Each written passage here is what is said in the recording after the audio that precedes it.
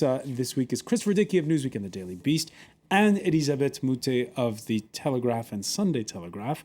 We also have with us Ed Cody of the Washington Post and Philippe Moreau-Chevrolet for the social networking site Le Plus of the Nouvel Observateur. Thank you for being with us. We were talking before the break about the impact of the far right on Sunday's French presidential election. In Greece, they're also having an election, and it's not just one, but two far-right parties vying for seats. The more radical Golden Dawn describes itself as, quote, uncompromisingly nationalist. Detractors prefer the term neo-Nazi. Polls suggest it could win 5 seats. And like in France, its themes have bled into the mainstream, it seems. We now need to remove completely the illegal immigrants from our country, as they have now become tyrants to our society. Antonis Samaras, the head of the center-right party. Christopher Dickey, this is exactly what you were saying before the break about Hollande and Sarkozy. Well, that's right. People are looking for votes. I mean, the big question in Greece is whether the two traditionally opposing parties, PASOK, the socialists, and the New Democratic center-right party, will actually run against each other and then form a coalition government at the end of the day when these elections are over.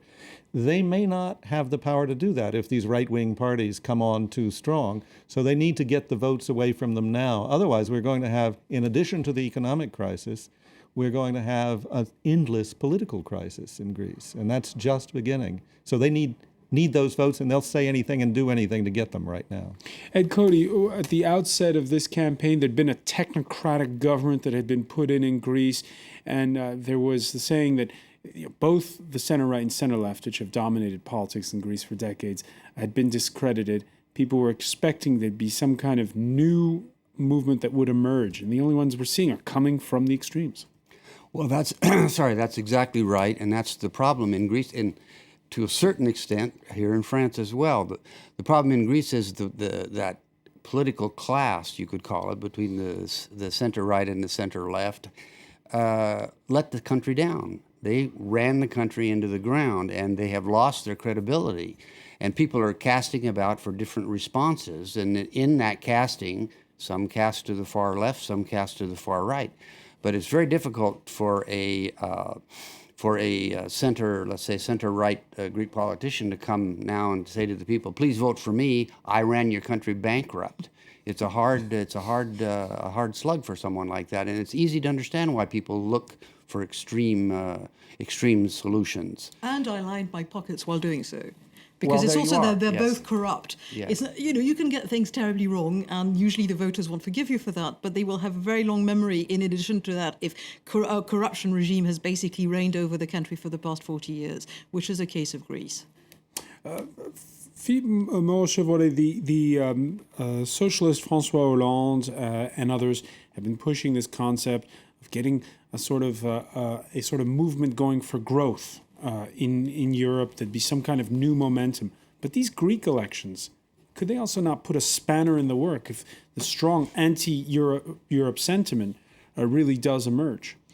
Europe was really a topic in the debate during this election, and what was surprising is Sarkozy was trying to promote Europe as something good for the voters, and obviously the voters didn't want to hear about it, and I guess Hollande has kind of the same problem with Europe and the voters, so he will have to demonstrate that Europe can be a good thing for voters in France also, and I think it will be very difficult because people don't believe in the French politicians, mainly one of the things is that they think that the politics are now made in Brussels and not in Paris anymore. So what they would want is for politics to be at home again, new French politics. Well, really. The situation in Greece is indeed that Brussels does make the policy. International bureaucrats have been running Greeks' finances for months. International is a kind word for German. Exactly. The French people, like the Greek people, I guess, want the politics to be brought back at home. They want the politics to be made at home, not in Brussels. I also think there's a problem here, which is Greece is not the rest of the countries that have problems in Europe. There's a tendency to say, Greece and then Portugal and then Ireland and then there's Italy and then there's Spain and who knows, France is maybe next. Well, it's true that you can have speculative runs on the bonds of all of these countries, but Greece really is a special case. It is really a mess. They lied. Huh? They lied in They their lied. I public mean, accounts for 40 years. They lied. They cooked their books.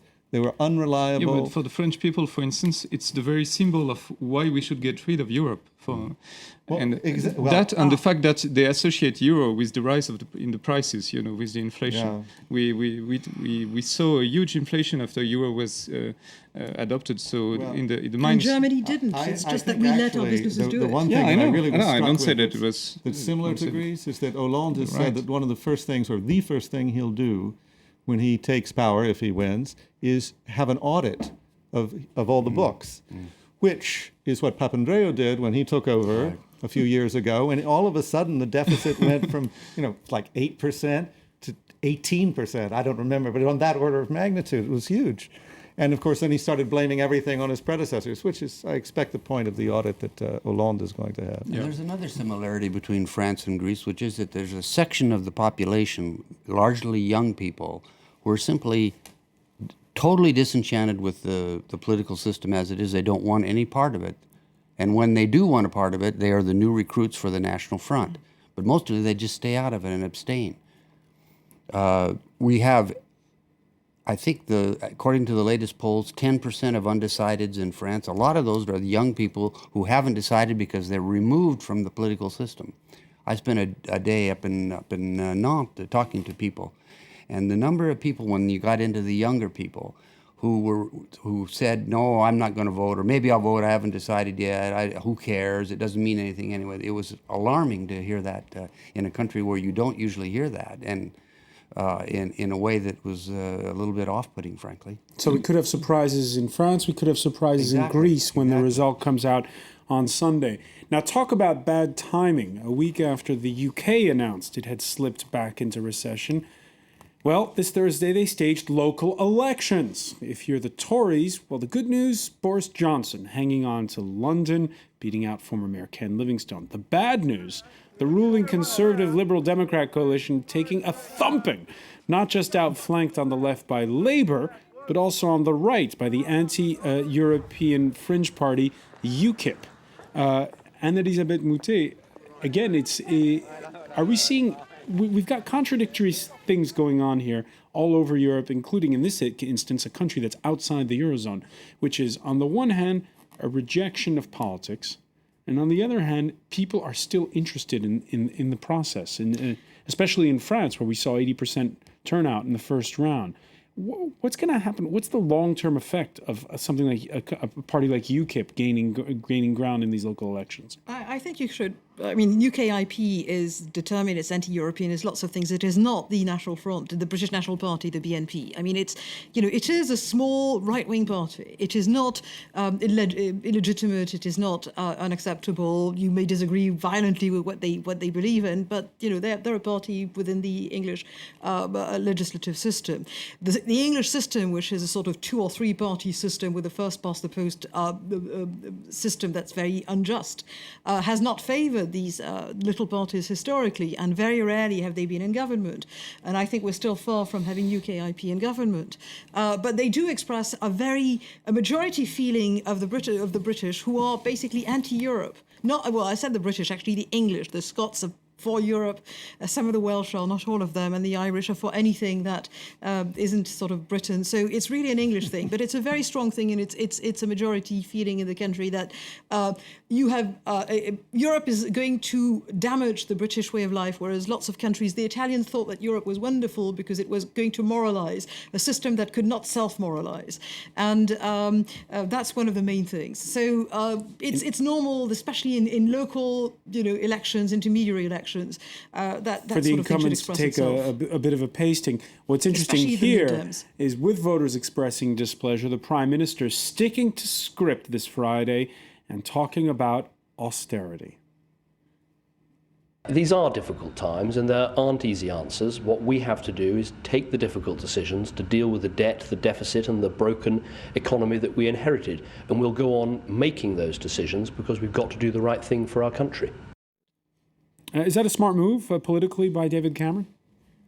You're asking me? No, I don't think it's particularly smart. He's They're in a bind because, like everybody else in Europe, they have to figure out a way to grow their economy. You can't keep having austerity when you've got recession and just keep piling it on with the idea that somebody's suddenly going to have so much confidence in this cleaned up economy in Britain, or for that matter anywhere else in Europe, they're going to start investing like crazy. That's just not happening. And it's not happening in Britain. It's not happening anywhere else. But he's very much stuck with that line.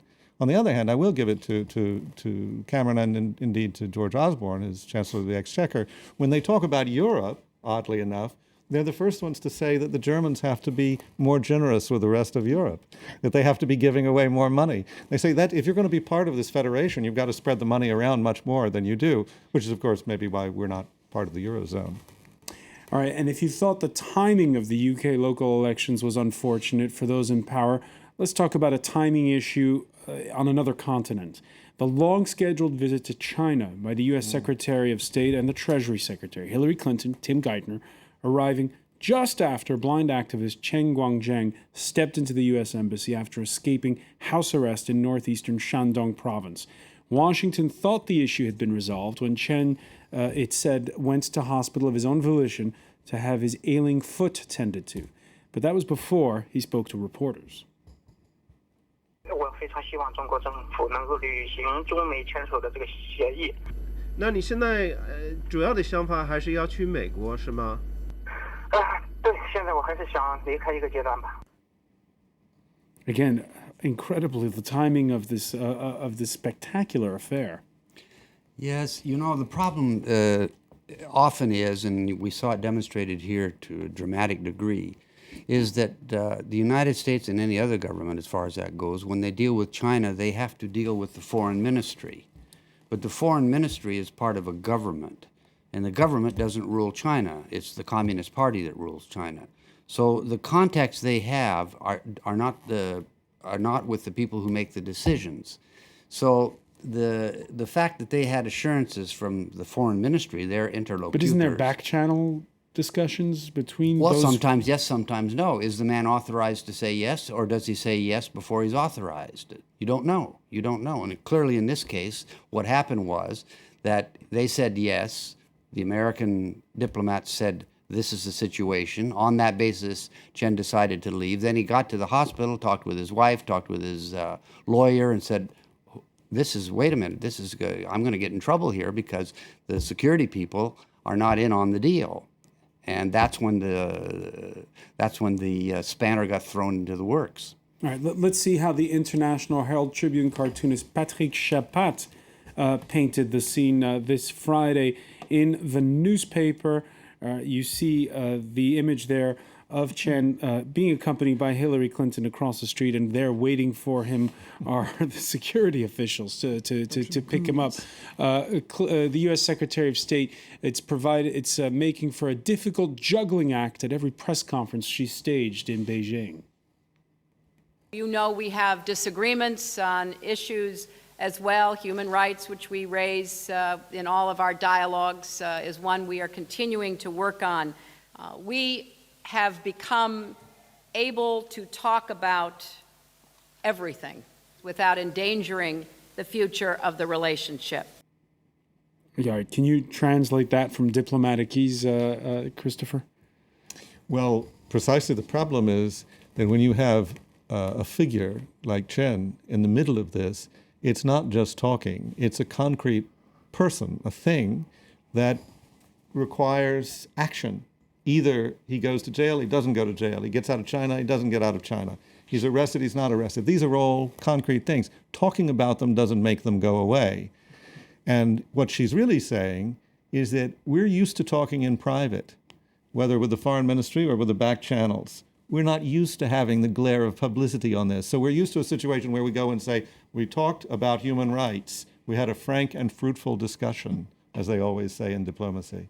But at the end of the day, nobody really knows what's going on. In this case, you see what you get or don't get right away. Do we get Chen out or do we not get him out? And she just can't wriggle around that basic question. Could this be a watershed moment? I think poof goes Hillary Clinton presidential career.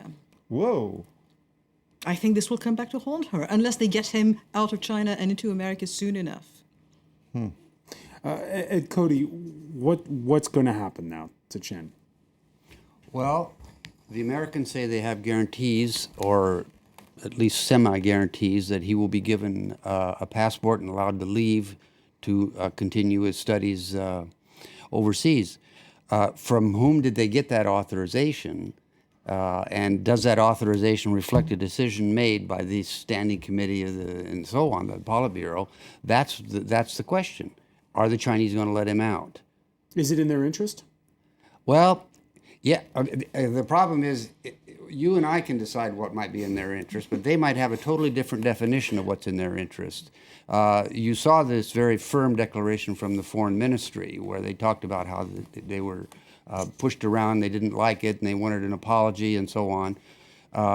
That's very strong as an element in Chinese foreign policy, is this pride element is very strong. So where it comes down on this issue, we don't know yet. But is he going to be allowed to actually get on an airplane? That's the question, and that's how we find out how it came out. And that's where we'll leave it for now. I want to thank you, Ed Cody. I want to thank Christopher Dickey, Philippe Moll-Chevrolet, and Anne-Elisabeth Moutet. We want to thank you for being with us here for The World This Week. Don't forget, Sunday, our election night coverage here on France 24. You can follow it both on the channel and on our live streaming, where you can also tweet while you watch, the hashtag LiveF24. Thanks for being with us. Coming up next, it's time for business.